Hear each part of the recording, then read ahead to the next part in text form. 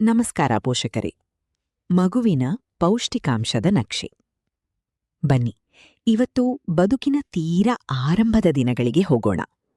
ಮಗುವಿನ ಬದುಕಿನ ಮೊದಲ ಕೆಲವು ವರ್ಷಗಳು ಇದೆಯಲ್ಲ, ಅದು ದೇಹ ಅತಿ ವೇಗವಾಗಿ ಬೆಳೆಯುವ ಅದ್ಭುತ ಕಾಲಘಟ್ಟ.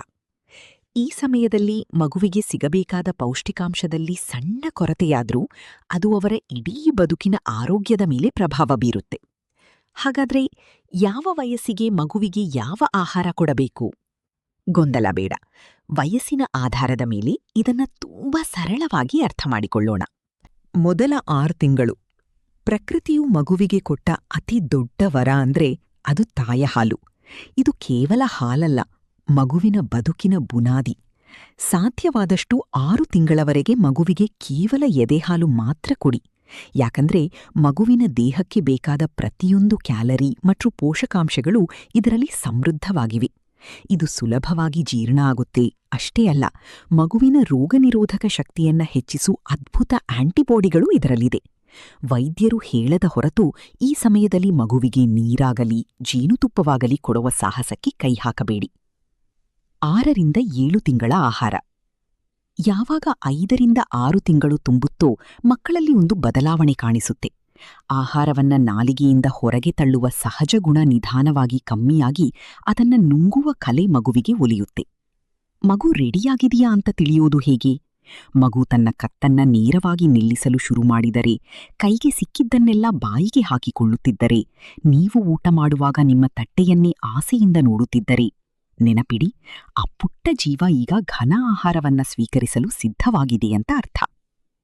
ಆದ್ರೆ ನೆನಪಿಡಿ, ಮಗುವಿನ ಮೊದಲ ಆಹಾರ ಸಂಪೂರ್ಣವಾಗಿ ಪ್ಯೂರಿ ರೂಪದಲ್ಲಿ ಅಥವಾ ಸೆಮಿ ಲಿಕ್ವಿಡ್ ಆಗಿರಬೇಕು. ಆರಂಭದಲ್ಲಿ ಕೇವಲ 4 ರಿಂದ 5 ಚಮಚ ಕೊಡಿ. ಆಮೇಲೆ ನಿಧಾನವಾಗಿ ಅದನ್ನ 125 ml ವರೆಗೆ ಹೆಚ್ಚಿಸಿ. ದಿನಕ್ಕೆ 2 ರಿಂದ 3 ಬಾರಿ. ಸಾಧ್ಯವಾದಷ್ಟು ಸೂರ್ಯ ಮುಳುಗುವುದರ ಒಳಗಡೆನೇ ಉಣಿಸಿ. ಯಾಕಂದ್ರೆ ಹಗಲಿನಲ್ಲಿ ಜೀರ್ಣಶಕ್ತಿ ಚೆನ್ನಾಗಿರುತ್ತೆ. ಇಲ್ಲಿ ಒಂದು ಮುಖ್ಯವಾದ ನಿಯಮವಿದೆ. ಅದೇ 3 ರಿಂದ 4 ದಿನಗಳ ಸೂತ್ರ.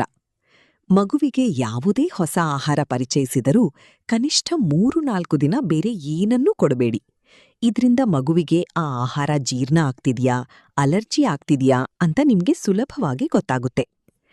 ಮಗುವಿನ ಮೊದಲ ತುತ್ತಿಗೆ ನಮ್ಮ ಸಾಂಪ್ರದಾಯಿಕ ಆಹಾರಗಳೇ ಬೆಸ್ಟ್.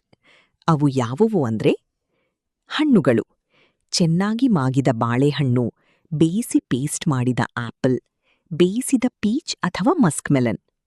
ತರಕಾರಿಗಳು, ಹಬೆಯಲ್ಲಿ ಬೇಯಿಸಿ ಮ್ಯಾಶ್ ಮಾಡಿದ ಕ್ಯಾರೆಟ್, ಕೆಂಪು ಕುಂಬಳಕಾಯಿ, ಸಿಹಿಗೆಣಸು ಅಥವಾ ಬೀಟ್ರೂಟ್. ಧಾನ್ಯಗಳು, ತಿಳಿಯಾದ ಬೇಳೆ ನೀರು, ಚೆನ್ನಾಗಿ ಬೆಂದ ಅನ್ನದ ಪೇಸ್ಟ್, ರಾಗಿ ಸರಿ, ಬಾರ್ಲಿ, ಸಾಬುದಾನ ಅಥವಾ ರವೆ ಗಂಜಿ. 8 ರಿಂದ 11 ತಿಂಗಳು ಅಗಿಯುವ ಹಂತ.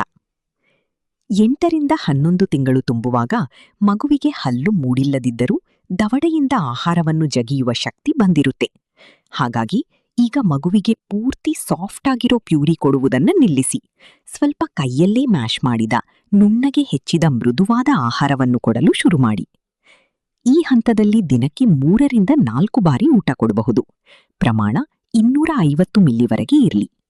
ಮಗುವಿಗೆ ಕೊಡಲು ಅತ್ಯುತ್ತಮ ಆಯ್ಕೆಗಳು ಅಂದ್ರೆ, ಸ್ವಲ್ಪ ತುಪ್ಪ ಹಾಕಿದ, ತರಕಾರಿ ಸೇರಿಸಿದ ಮೃದುವಾದ ಬೇಳೆ ಕಿಚಡಿ ಅಥವಾ ದಾಲ್ ರೈಸ್, ಚೆನ್ನಾಗಿ ಬೇಯಿಸಿದ ಎಗ್ ಯೋಕ್, ತಾಜಾ ಹುಳಿಯಿಲ್ಲದ ಗಟ್ಟಿ ಮೊಸರು, ಬಿಸಿಬೇಳೆ ಸಾರಿನಲ್ಲಿ ಅಥವಾ ಹಾಲಿನಲ್ಲಿ ಪೂರ್ತಿಯಾಗಿ ನೆನೆಸಿ ಮೆದು ಮಾಡಿದ ರೊಟ್ಟಿ ಅಥವಾ ಚಪಾತಿ.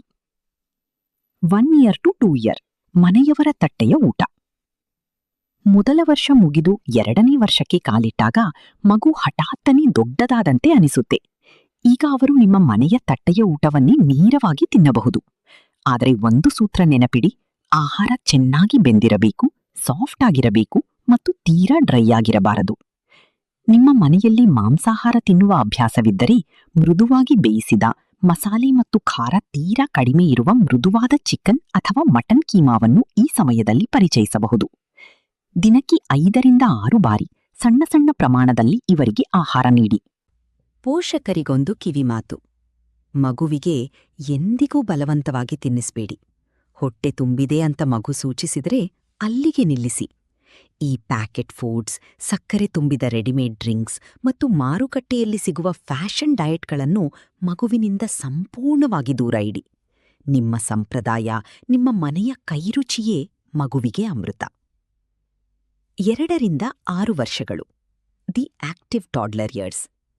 ಇನ್ನು 2ರಿಂದ 6 ವರ್ಷದ ಅವಧಿ ಇದೆಯಲ್ಲ, ಇದು ಮಗುವಿನ ಅಂಗಾಂಗಗಳು ಮತ್ತು ಮೆದುಳು ಅತ್ಯಂತ ವೇಗವಾಗಿ ವಿಕಸನಗೊಳ್ಳುವ ಅದ್ಭುತ ಸಮಯ. ಮುಖ್ಯವಾಗಿ ಇದು ಮಗುವಿನ ದೃಷ್ಟಿ ಸಾಮರ್ಥ್ಯ ಬೆಳೆಯುವ ಪ್ರಮುಖ ಘಟ್ಟ. ಮಗುವಿನ ಕಣ್ಣುಗಳ ಆರೋಗ್ಯಕ್ಕಾಗಿ ವಿಟಮಿನ್ ಎ ಹೆಚ್ಚಿರುವ ಕ್ಯಾರೆಟ್, ಮಾವಿನ ಹಣ್ಣು, ಸಿಹಿಗೆಣಸು, ಪಪ್ಪಾಯಿ ಮತ್ತು ಹಸಿರು ಪಾಲಕ್ ಸೊಪ್ಪನ್ನು ನಿಯಮಿತವಾಗಿ ಅವರ ಡಯಟ್ನಲ್ಲಿ ಸೇರಿಸಿ. ಊಟ ಆಕರ್ಷಕವಾಗಿರಲಿ, ಬಣ್ಣವಾಗಿರಲಿ. ಆದರೆ ನೆನಪಿಡಿ, ಕೇವಲ ತಟ್ಟೆಯಲ್ಲೇ ಪೌಷ್ಟಿಕಾಂಶ ಇದ್ದರೆ ಸಾಲದು. ಮಗು ಹೊರಗೆ ಹೋಗಿ ಮಣ್ಣಿನಲ್ಲಿ ಆಡಬೇಕು, ಬೆವರಬೇಕು.